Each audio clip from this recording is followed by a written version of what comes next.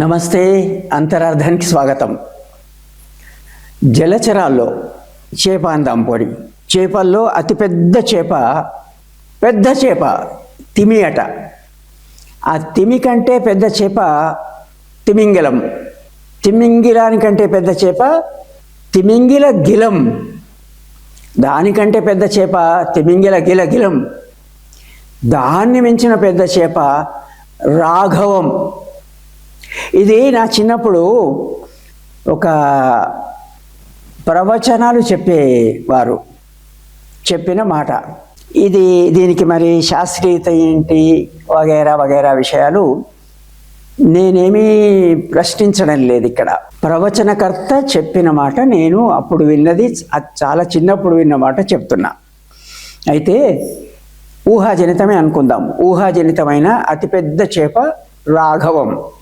మరి ఎందుకు ఇప్పుడు ఈ తిమింగిల గిలగరం రాఘవం గుర్తొస్తుంది మనకు? మొన్న తెలంగాణలో యాంటీ కరప్షన్ బ్యూరో వాళ్ళు ఒక పెద్ద చేపను, తిమింగిలాన్ని పట్టుకున్నామన్నారు.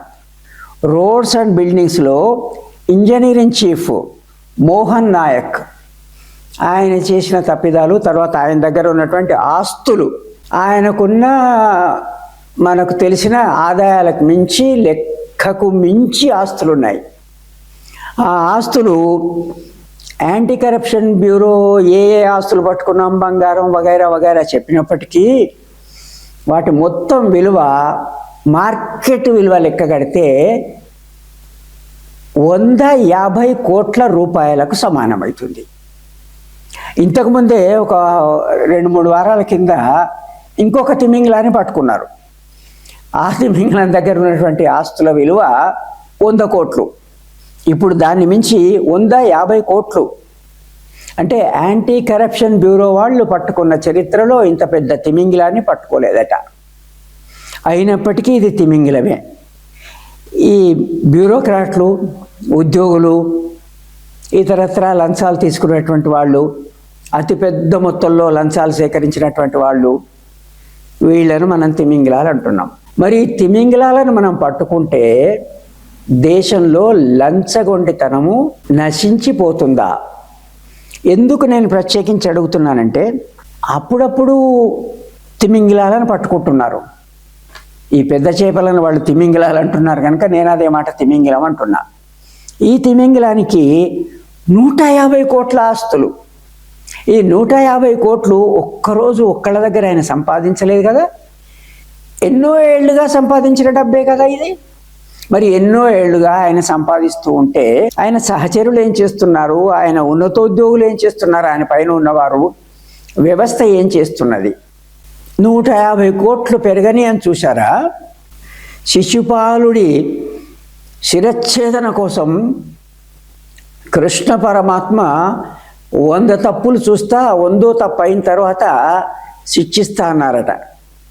ఇప్పుడు 100 కోట్లు 150 కోట్లు అయిందాకా ఉండని అని అధికారులు చూస్తున్నారు. అట్లా అయితే ఇంతకాలంగా ఈయన డబ్బులు సేకరిస్తూ ఉంటే, అవినీతికి పాల్పడుతూ ఉంటే, లంచాలు తీసుకుంటూ ఉంటే చూస్తూ ఊరుకున్న వాళ్ళు, చూసి చూడనట్టున్న వాళ్ళు, వాళ్ళ దృష్టికి రాకుండా ఎందుకుంది? అక్కడ ఉండేటువంటి విధానాలు ఏంటి, నిబంధనలు ఏంటి, systems, procedures, checks, balances, audits ఏవేవో అంటుంటారు కదా, ఇవన్నీ ఏమైనాయి? కనుక అటువైపు కూడా ప్రభుత్వం, యాంటీ కరప్షన్ బ్యూరో, ఇతర ఏజెన్సీలు దృష్టి సారించి ఎందుకు ఇంతకాలం మిన్నకున్నారనే విషయాన్ని కూడా తెలుసుకోవాల్సినటువంటి అవసరం ఉంటుంది. ఇది కూడా కాదు నేను చెప్పేది. అసలు నేరస్తులు ఎవరు? ఈ తిమింగిల గిలానికి మించిన ఉన్న రాఘవం ఎవరు? అసలు ఓట్లు కొంటున్నారు, ప్రజలకు డబ్బులు ఎరవేసి అక్కడే అవినీతి ప్రారంభమవుతుంది. ప్రజలకు లంచాలు ఇచ్చి ఓట్లు వేయించుకుంటున్నారు, ప్రజాస్వామ్యాన్ని అక్కడ కూనీ చేస్తున్నారు, అధికారంలోకి వస్తున్నారు, ప్రభుత్వాన్ని నిర్వహిస్తున్నారు. మరి అట్లా అక్కడనే అవినీతి ప్రారంభమైంది అంటే ఈ దిగువన అన్ని స్థరాలలో అవినీతి లేకుండా ఎట్లా ఉంటుంది? కనుక ఈ చిన్న చేపలు, తిమిని కానీ తిమింగిల గిలం కానీ తర్వాత అంతకన్నా పెద్ద చేపలను కానీ కాకుండా ఆ రాఘవాన్ని పట్టుకునే పరిస్థితి ఎప్పుడైనా వస్తుందా? వ్యవస్థ ఇంత లోపభూయిష్టంగా ఉన్నప్పుడు అక్కడక్కడ తిమింగలాలు చేపలు పట్టుకున్నంత మాత్రాన అవినీతి తొలగదు కదా. మళ్ళా చెప్తున్నా, ఓట్ల కోసం నోట్లు, డబ్బులిచ్చి ఓట్లు వేయించుకోవడం అది అవినీతి కాదా? అవి లంచాలు కావా? ఎంత ధైర్యంగా ప్రజలకు లంచాలు ఇస్తామంటున్నారు. 2 రకాల లంచాలు. ఒకటేమో అక్రమంగా సంపాదించినటువంటి డబ్బును లంచాలుగా ఎన్నికలకు ముందే ఇవ్వడం, ఎన్నికైన తర్వాత కూడా లంచాలు ఇస్తామంటున్నారు ప్రజాధనంతో. అది ఎట్లా? మీకు రేడియోలు కొనిస్తాము, టీవీలు కొనిస్తున్నాము, ఫలానాది ఇస్తాము, లేదా రాయితీలు ఇస్తాము, ఇవి ఇవ్వాలి, తాత్కాలిక ఉపశమనంగా ఇవ్వాలి. వీటితో పాటు ఇవి ఇవ్వాల్సిన అవసరం లేని సమాజాన్ని నిర్మిస్తామని చెప్తున్నారా? సమానతలు తెస్తాము, సమాజాన్ని నిర్మిస్తాము, నిరుద్యోగితను పారదోలుతాము, పేదరికాన్ని నిర్మూలిస్తాము. ఇదిగో ఇది ప్రణాళిక. మీకు ఉద్యోగితను ఉపాధిని కల్పించి ఆదాయాలు వచ్చేటట్టుగా చేస్తామని చెప్పకుండా మీకు భృతి ఇస్తామనో, లేదా టీవీలు ఇస్తామనో, సైకిళ్ళు ఇస్తామనో, పలారాలు ఇస్తామనో అంటే ఇది లంచాలు ఇచ్చినట్టు కాదా? లంచాలు చూపినట్టు కాదా? రిజర్వేషన్స్ పెంచాలి, అసమానతలు తొలగించాలి. కానీ రిజర్వేషన్స్ అవసరం లేని సమాజాన్ని నిర్మించడానికి ఎక్కడ అడుగులు వేస్తున్నాం మనం? ఎప్పుడు ప్రారంభిద్దాం? ఆ దిశగా చర్చ జరుగుతుందా?